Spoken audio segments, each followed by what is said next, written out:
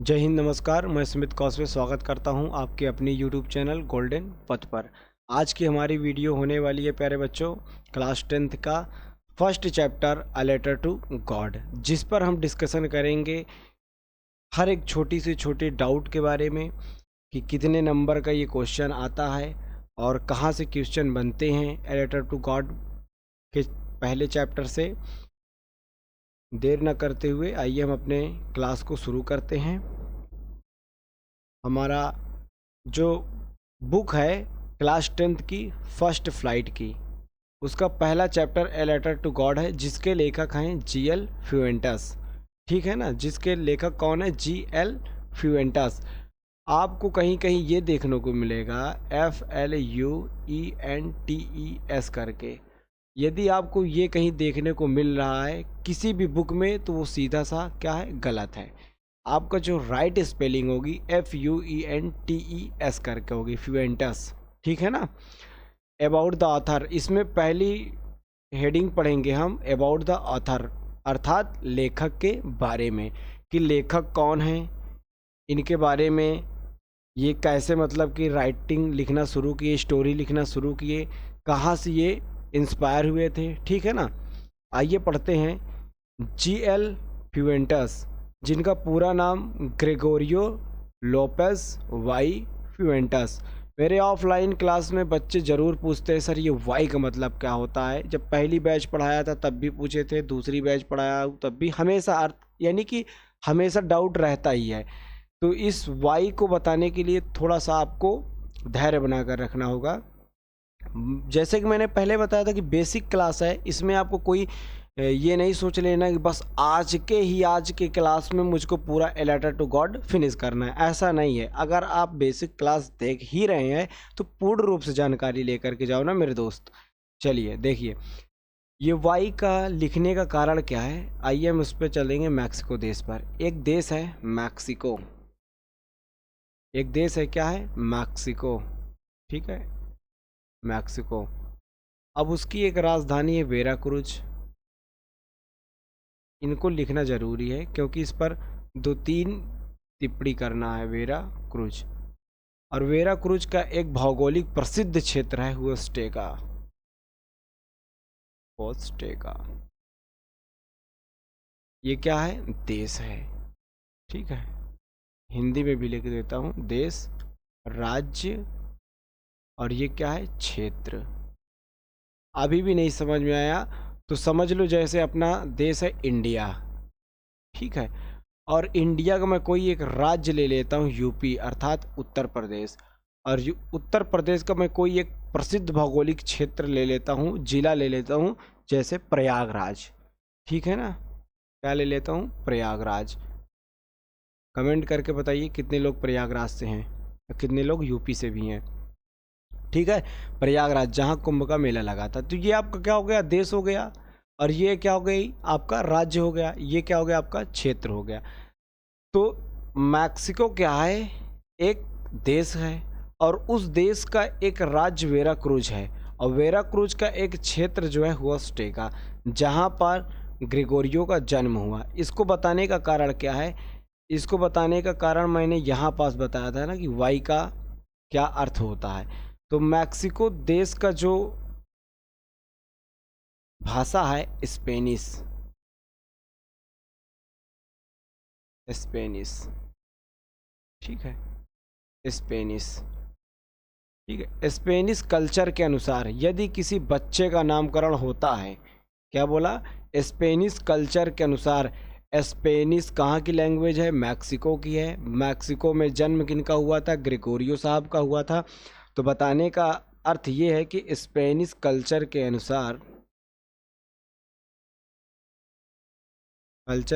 यदि किसी बच्चे का नामकरण होता है तो सबसे पहले लड़के का नाम रखा जाता है। सबसे पहले क्या रखा जाएगा? लड़के का नाम। जो रखना होगा लड़के का नाम पहले लिया जाएगा, लड़के का नाम। फिर एफ का मतलब हो गया फादर, सरनेम, SUR लिखूंगा, इसका मतलब सरनेम, और प्लस एम का मतलब हो जाएगा मदर, और SUR का मतलब हो जाएगा सरनेम। और ये फादर अर्थात पिता और माता के सरनेम को वाई से जोड़ा जाता है, जिसका मतलब होता है एंड। ठीक है ना, ये इसको बताने का मतलब इतना जानकारी। और ये जानकारी अभी ख़राब नहीं हुई है, ये कोई यूजलेस इन्फॉर्मेशन नहीं दिया मैंने, अभी ये आप आगे भी पढ़ेंगे। चलिए आगे पढ़ते हैं। G L Fuentes, Gregorio Lopez y Fuentes was born on 17 November 1895 in Huasteca in Vera Cruz. मैंने बताया वेरा क्रूज हुएस्टेका दो क्षेत्र, मैंने एक राज्य क्षेत्र का नाम लिया। मैक्सिको का एक राज्य वेरा क्रूज और उसका एक क्षेत्र हुएस्टेका। ग्रेगोरियो का जन्म 17 नवंबर 1895 में वेरा क्रूज राज्य के हुएस्टेका क्षेत्र में हुआ था। एक लाइन क्लियर, जो चीज़ पढ़ो एकदम सॉलिड, मैंने बोला था ना सिखाऊंगा उस लेवल पर सिखाऊंगा कि जो आप क्लास में पढ़ा सको। ठीक है ना, जब आपके सर लोग बोलें रीडिंग करने के लिए तो एक बेहतरीन लेवल के साथ आप रीडिंग कर सकें। He started writing at the age of 15। उन्होंने 15 वर्ष की आयु में लिखना शुरू किया था। कौन? ग्रेगोरियो। ठीक है ना, 15 वर्ष की आयु में लिखना शुरू किया था। He started writing at the age of 15। 15 वर्ष की आयु में उन्होंने लिखना शुरू किया था। He is a realist story writer. Realist माने होता है यथार्थवादी, जो वास्तविक सत्य का वर्णन करके लिखे वही होता है realist story writer. He is a realist story writer मतलब यह एक यथार्थवादी लेखक थे जो वास्तविकता को रिप्रेजेंट करते थे अपने कहानी में। ठीक है ना, इसीलिए इनको नेशनल अवार्ड भी मिला है, आगे पढ़ेंगे हम। ठीक है ना, He has a great concern for the oppression of Native Americans। अब देखो, एक होता है ऑपरेशन, एक होता है ऑपरेशन। ऑपरेशन जैसे होता है, ऑपरेशन जैसे कोई सैन्य शक्ति की गतिविधि होती है। जैसे अभी हाल ही में हमारा मिशन सिंदूर चला था ना, वो ऑपरेशन किया गया था। मतलब कि सैन्य शक्ति के द्वारा जो गतिविधि की जाती है वो ऑपरेशन होता है। और ऑपरेशन मतलब क्या होता है, ये ऑपरेशन में लिख देता हूँ, OPPRESSION। ऑपरेशन मतलब होता है जुल्म, अत्याचार। जैसे मान लो किसी राजा ने अपने प्रजा पर क्या किया, जुल्म किया, अत्याचार किया। तो यहाँ क्या है कि he has a great concern, वो बहुत चिंतित थे, वह बहुत चिंतित थे for the operation of native Americans. वो अमरीकी, जो मूल अमरीकी थे, उन पर हो रहे उस समय जुल्म हो रहा था। मूल अमेरिकी पर जुल्म हो रहे थे, तो उस विषय पर वो बहुत क्या थे, चिंतित थे। He was awarded the national prize of arts and science in 1935। 1935 में उन्हें कला और विज्ञान पर क्या किया गया, राष्ट्रीय पुरस्कार से सम्मानित किया गया।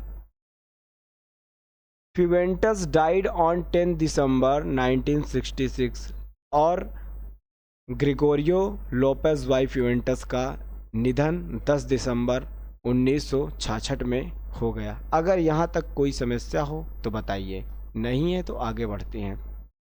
अबाउट द लेसन, अभी तक हमने पढ़ा था अबाउट द ऑथर, लेखक के बारे में हमने पूर्ण रूप से पूर्ण जानकारी प्राप्त कर ली है। अब हम पढ़ेंगे अबाउट द लेसन पर। अबाउट द लेसन क्या है? Lencho is a gentle and hard working farmer.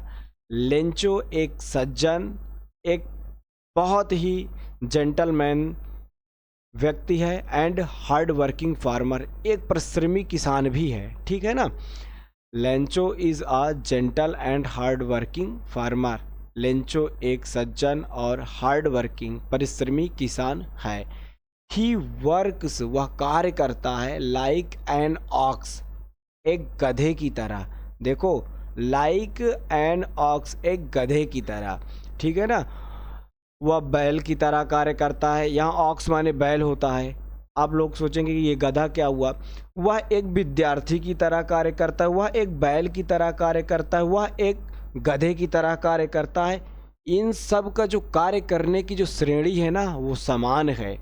एक विद्यार्थी भी अपने जीवन में बहुत स्ट्रगल करता है, बहुत मेहनत करता है। As like student, as like ox, as like as भी कर सकते हो। ठीक है ना, चलिए। He works likes sorry he works, वह कार्य करता है, लाइक एन ऑक्स, एक बैल की तरह, ठीक है ना, एंड और has a great faith in God, वह बैल की तरह कार्य करता है और has a great faith in God, और उस भगवान पर विश्वास भी रखता है, उसे भगवान पर आस्था भी होता है और बहुत ज़्यादा आस्था होता है। आगे पढ़ेंगे, ही इज़ सो इनोसेंट, वह बहुत ही सज्जन, यहाँ इनोसेंट मतलब निर्दोष होता है, लेकिन यहाँ निर्दोष नहीं होगा। ही इज़ सो इनोसेंट, वह इतना दयालु है, यहाँ दयालु हो जाएगा, वह इतना दयालु है, दैट कि when all his crops is destroyed by heavy rains, जब उसकी सारी की सारी फसलें मूसलाधार बारिश से नष्ट हो जाती है, तो he still thinks God will help him, वह तब भी सोचता है कि भगवान उनकी मदद करेंगे। ये है ना, ही स्टिल, वह तब भी, स्टिल मतलब होता है तब भी, ही स्टिल, वह तब भी, थिंक्स सोचता है, गॉड विल हेल्प हिम, भगवान उनकी मदद करेंगे। ही राइट्स, वह लिखता है, अ लेटर टू गॉड, भगवान को एक पत्र, वह भगवान को एक क्या लिखता है, पत्र लिखता है। इज ही हेल्प्ड और नॉट, क्या उसकी मदद होती है या नहीं।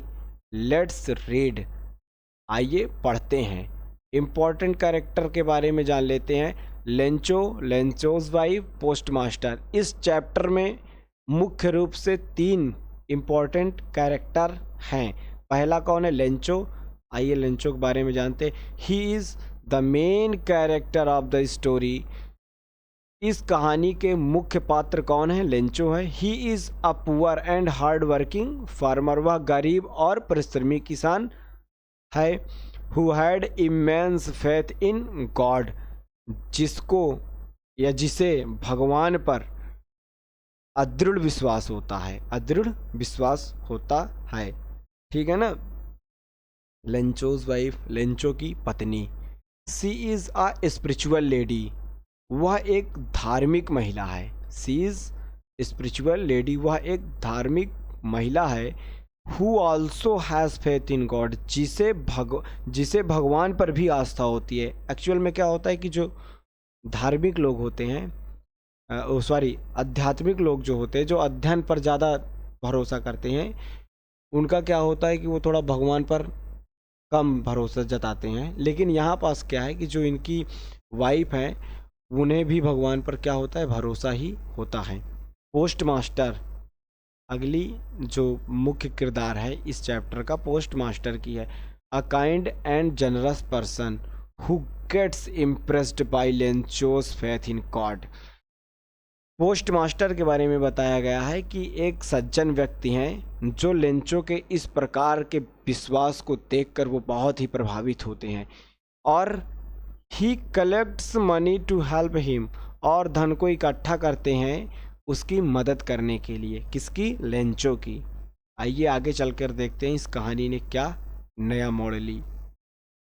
बिफोर यू रीड, एनसीईआरटी यहीं से शुरू होती है। जो आपके एनसीईआरटी की इंग्लिश की बुक है वो तो हमें एक्स्ट्रा नॉलेज के लिए आपको दे दिए हैं, और यहाँ डिफ़िकल्ट वर्ड जो यहाँ दिया गया है, यहाँ तो आपको इस पैसेज के नीचे ही दे दिया गया है।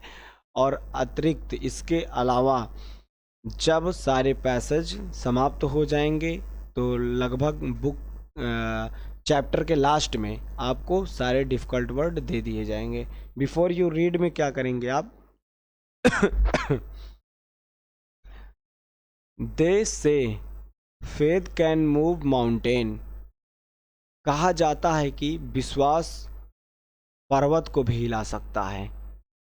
कहा जाता है कि विश्वास पर्वत को भी हिला सकता है। बट लेकिन what would we put our faith in, लेकिन हम किस पर विश्वास रखें, ये भी तो बात है। चलो विश्वास तो पर्वत को भी हिला सकता है, लेकिन हम अपना विश्वास कहाँ रखें, किस पर रखें, ठीक है, ये कहा गया है। This is the question the story delicately poses, यह प्रश्न इस कहानी में बड़े ही नाजुक ढंग से उठाया गया है। कि चलो ठीक है, हम विश्वास करते भी हैं, तो हम किस पर भरोसा रखें कि हमारी मदद होगी। इसके बारे में बताया गया है कि बड़े ही नाजुक ढंग से इस प्रश्न को उठाया गया है। आगे पढ़ते हैं। क्या?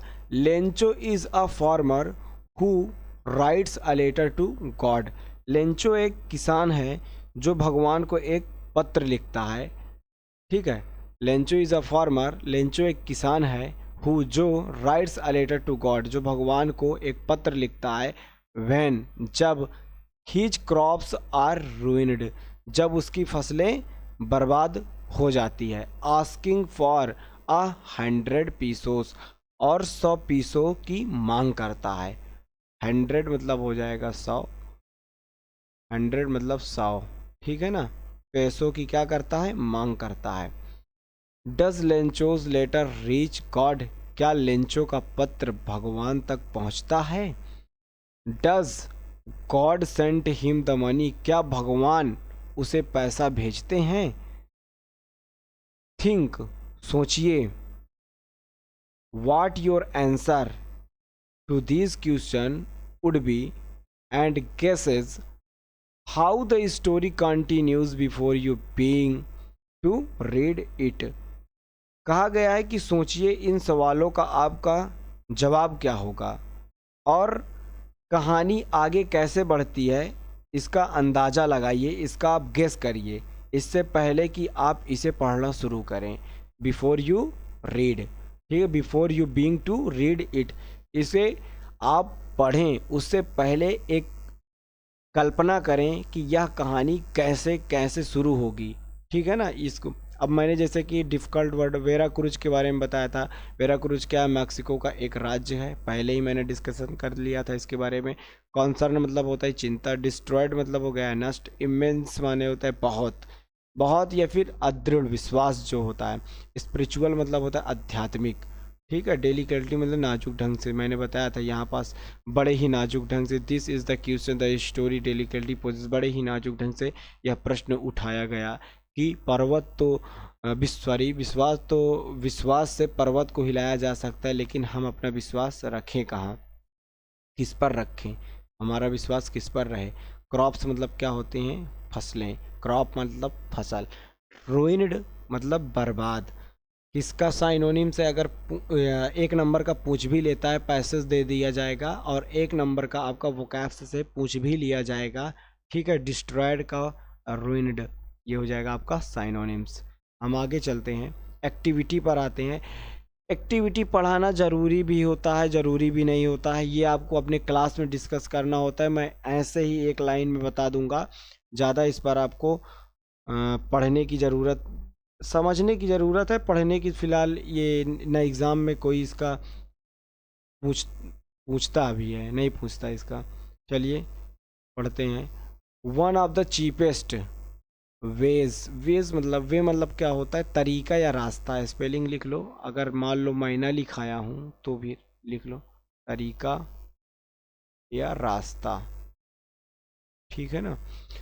वन ऑफ द चीपेस्ट, सबसे सस्ता, एक सबसे सस्ता वेज, रास्ता या फिर कह सकते हो तरीका, to send money, send money, पैसा भेजने का सबसे चीपेस्ट, सबसे सस्ता रास्ता क्या है? पोस्ट ऑफिस, आगे पता चलेगा। To someone is through the post office, किसी को भी अगर आपको पैसा भेजना हो, बताया गया एक्टिविटी में कि सबसे सस्ता, एकमात्र सबसे सस्ता रास्ता किसी को पैसा भेजना है तो वो है पोस्ट ऑफिस, ठीक है ना। हैव यू एवर सेंड और received money in the way, क्या आपने कभी रास्ते में पैसे भेजे हैं या फिर प्राप्त किए हैं? आपको इस एक्टिविटी में बताना है कि आपने कभी किसी को पैसा भेजा है या फिर आपने कभी रिसीव किया है। Here is what you have to do, आपको यह करना होगा, यहाँ पास आपको यह करना होगा। As you read the instruction, जैसा कि निर्देश में दिया गया है, और जैसा एज यू रीड, जैसा आप निर्देश पढ़ते हैं। पढ़िए। Discuss with your teacher in class the meaning of these word counter, counter clerk, appropriate, acknowledgement, counterfoil, record, consult a dictionary. देखो यहाँ तक जो है रिकॉर्ड, आपको एक वर्ड ये हो गया काउंटर, दूसरा वर्ड हो गया काउंटर क्लर्क, तीसरा हो गया अप्रोप्रिएट, चौथा हो गया एक्नॉलेजमेंट, पांचवा हो गया काउंटरफॉइल और छठवा हो गया रिकॉर्ड। ये 6 वर्ड को आपको अपने क्लास के टीचर के साथ डिस्कस करना है। यदि ज़रूरत पड़े consult a dictionary if necessary, यदि आवश्यकता पड़े तो आप मदद ले सकते हैं किसकी, डिक्शनरी की। ठीक है। आगे कहा गया कि are these word corresponding to these English word in your language, क्या ये शब्द आपकी भाषा के इन अंग्रेजी शब्दों से मेल खाते हैं जो आपकी अपनी लोकल लैंग्वेज है। ये अंग्रेजी के शब्द उनसे मेल खाते हैं या नहीं। एक्टिविटी है, इस पर ध्यान नहीं देना है, बस इसको आप समझिए, इस पर आपको क्लास में चर्चा करनी है, क्लास में डिस्कस करना है। ठीक है ना। ये आपको प्रोसेस बताया गया है कि कैसे कैसे फॉर्म लेना होगा आपको। MO, यदि इनसाइड द पोस्ट ऑफिस, आप पोस्ट ऑफिस के कभी गए तो उसके सामने वाले काउंटर पे लिखा होगा मनी ऑर्डर, वहाँ पास जाइए, बताया गया 50 पैसे जमा करिए, फिर बिहाइंड द काउंटर, काउंटर के पीछे जो व्यक्ति होंगे उनको 50 पैसे दीजिए। फिर जैसा कि बताया गया है कि बड़े लेटर में आपको फॉर्म फिलअप करना होगा। फिर अगले कड़ी में क्या करना होगा कि जो पैसे आपको भेजना होगा उसके साथ जो शुल्क लगता है उसको जमा कीजिए। Take the back MO acknowledgement counterfoil for your record. देखो क्या होता है, एक बात इसमें मैं लगाया भी हूँ, एक सेकेंड। ये आपका है, ये वाला जो आपका हो जाएगा काउंटरफॉइल जो होता है एक्नॉलेजमेंट, ठीक है ना। और ये वाला जो आपका हो जाएगा पूरा, इसमें आपको पूरा डिटेल्स के साथ भरना पड़ेगा, ये आपको पूरा भरना पड़ेगा। एक सेकेंड, ये आपको जब भरेंगे तो बैंक वाले क्या करेंगे, आपको यहाँ तक जो आप डिटेल्स दिए रहेंगे और उसके बाद यहाँ पास जो आपका ये वाला एक हिस्सा वो आपको दे देंगे, वापस रिटर्न कर देंगे। तो ये आपको क्या हो जाएगा, एक्नॉलेजमेंट यही होता है। मैं एक तो बता दिया हूँ, काउंटरफॉइल एक्नॉलेजमेंट, ठीक है ना। चलिए आगे बढ़ते हैं। यहाँ 3 इम्पोर्टेंट लाइन दी गई हैं, स्टार बनाया हूँ मैं, यहीं तक हमारी क्लास आज हो पाएगी, ठीक है ना। ये 3 इम्पोर्टेंट लाइन दी गई हैं, इसको हम डिस्कस करेंगे। क्या कह रहा है कि think about who you will send the money to and how much. Think about, उस बारे में विचार कीजिए, who you will send the money, तुमको किसी को मनी भेजना होगा तो कितना, हाउ मच कितना भेजोगे। You might want to send money for a magazine subscription. Think about, सोचिए, थिंक अबाउट सोचिए, who you will send the money to and how much. सोचिए कि आप किसे और कितना पैसा भेजेंगे। यदि आपको मौका मिलता है, ऐसे सिचुएशन आते हैं तो बताया गया इसमें पहला जो इम्पोर्टेंट है, स्टार बनाया गया है कि यदि आपको कभी मौका मिलता भी है पैसा सेंड करने के लिए तो आप कितना और किसे भेजेंगे, ठीक है ना, बताया गया है। आगे भी बता रहा है कि you might want to send money for a magazine subscription. यदि हो सकता है कि आप किसी की पत्रिका की सदस्यता लेने के लिए ले सकते हैं। जैसे मान लो मैगजीन सब्सक्रिप्शन का मतलब ये हुआ कि आप किसी मैगजीन की मैगजीन मतलब होता है पत्रिका, सब्सक्रिप्शन मतलब होता है कि उसको ख़रीदने के लिए जो मूल्य देना होता है, ठीक है। ऑनलाइन चैनल किसी का मतलब कि आप परचेस कर रहे हैं, कोर्स परचेस कर रहे हैं, उसके लिए आप पेमेंट कर सकते हैं, ठीक है ना। और आगे दिया और टू और रिलेटिव और ए फ्रेंड, या तो आप अपने रिश्तेदार या फिर अपने मित्र को पैसा भेजेंगे इस तरह से, ठीक है ना। आगे बोल रहा है और you may fill out the form with yourself as a sender and your partner as receiver, या फिर आप खुद को भेजने वाला, सेंडर जो होता है भेजने वाला, ठीक है ना, भेजने वाला, और अपने साथी को प्राप्त करता, मतलब रिसीवर मतलब होता है रिसीव करने वाला जो होता है उसे को क्या कहते हैं, प्राप्त करता बोलते हैं, ठीक है ना। फॉर्म में ऐसा बताकर भर सकते हैं, ठीक है ना। Use a part of your pocket money, कह रहा है कि यूज़ प्रयोग करो a part of your pocket money, अपने जेब के एक हिस्से खर्च का प्रयोग करके, ऐसा बता रहा है कि ऐसा करके आप भेज सकते हैं किसको, अपने मित्र के पास, ठीक है ना। अपनी जेब खर्च के कुछ हिस्से का इस्तेमाल करके आप भेज सकते हैं, ठीक है, अपने मित्र को। And submit the form at the nearest post office, ठीक है ना, नज़दीकी डाकघर में फॉर्म जमा करें, ठीक है। To see how your partner enjoying getting money by post, इस पोस्ट ऑफिस मतलब इस पोस्ट ऑफिस के माध्यम से जो पैसा उसके तक भेजा गया है, आपका मित्र उस पैसे को प्राप्त कर कैसा महसूस कर रहा है या कितना खुशी हुआ है वो आप देख सकते हैं, ठीक है ना। अगला नंबर जो दिया गया है, क्या दिया गया है कि notice that the form has 3 parts, जो आपका ये फॉर्म दिया गया है, ये दिखा रहा हूँ, ये वाला देखिए, ये वाला फॉर्म देखिए आप लोग, इसके 3 भाग हैं बताया गया है ना, 1 और ये 2 और ये 3।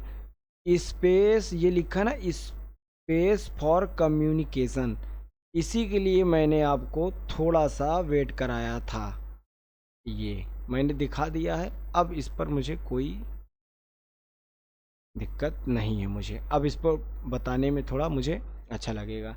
चलिए, आपको मैंने दिखा भी दिया, उस फॉर्म को आपको भर करके टेलीग्राम पर या फिर व्हाट्सएप पर सेंड करके दिखाना है कि आपने वास्तव में भर लिया है फॉर्म को, ठीक है ना। उस फॉर्म के मैंने दिखाया कि 3 पार्ट है। पहला पार्ट क्या है कि द मनी ऑर्डर फॉर्म, पहला जो भाग है एमओ वाला पोर्शन है उसका, ठीक है ना, मनी ऑर्डर। और जो दूसरा भाग है वो फॉर ऑफिशियल यूज़, वो आधिकारिक जांच के लिए है, ठीक है। एंड एक्नॉलेजमेंट, आभार के लिए है, जो पर्ची फाड़ कर आपको दे दी जाती है, ठीक है। व्हाट वुड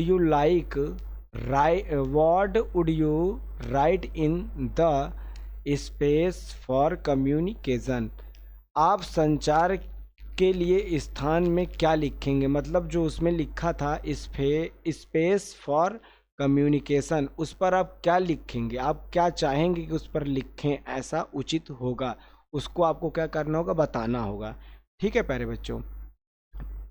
बच्चों, यदि आपको क्लास 10th की यह क्लास अच्छी लगी हो तो प्लीज़ चैनल को सब्सक्राइब करेंगे और लाइक करके प्यारा सा कमेंट ज़रूर करेंगे। Thank you everyone.